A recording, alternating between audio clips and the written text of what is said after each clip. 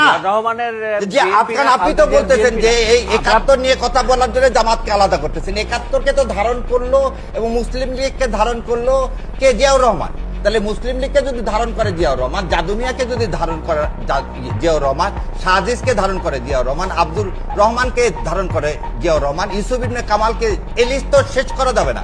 তাদেরকে যদি ধারণ করে যারা পাকিস্তানকে সমর্থন করছিল, সেই দলে কি আপনি সমর্থন করে আবার বলতেছেন না ৭১-এর জন্য আমি জামাতকে দেখতে পাই? তাহলে কি দ্বিচারিতা হলো না? তাহলে আপনি হয় নতুন একটা বিএনপি তৈরি করছেন, যে বিএনপি ওই বিএনপি না। না প্রথমত আমি বিএনপি না আপনার যে কথা, আপনি তাহলে বিএনপিকে সমর্থন করবেন কি?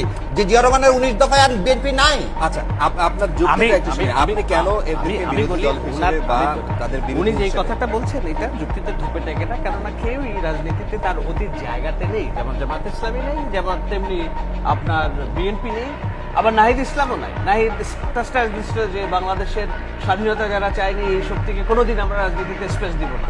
আজকে উনি বলে ফেললেন স্বাধীনতার মহান সেনাপতি। তো কেউ তার জায়গা নাই। রাজনীতি এত নোংরা একটা খেলা, তাই না? তো সেই জায়গায় আমি কেন বিএনপির না আপনার কথা বলতে তাহলে কেউই নাই, এটা হচ্ছে প্রথম কথা। তাহলে বিএনপিও নাই। হ্যাঁ, আপনার কথা এবং জামাত আপনি ইসলাম 100% ধারণ right। করেন, তাহলে ৭১-এর জামাত ইসলাম যদি না থাকে তাহলে আপনি বিরোধিতা করেন কেন জামাতে? আপনার তো পরিবর্তন হয়েছে। আপনি আমাকে আগে বলেন, বিএনপি যদি পরিবর্তন হয়ে থাকে, জামাত পরিবর্তন হলো, এনসিপি পরিবর্তন হলো, তাহলে জামাত ৭১-এর জামাত নাই, তাহলে এই জামাতের আপনি বিরোধিতা করছেন কেন? ওকে, না আপনি বলেন, আপনি আপনার কথাতে পরিবর্তন হলো।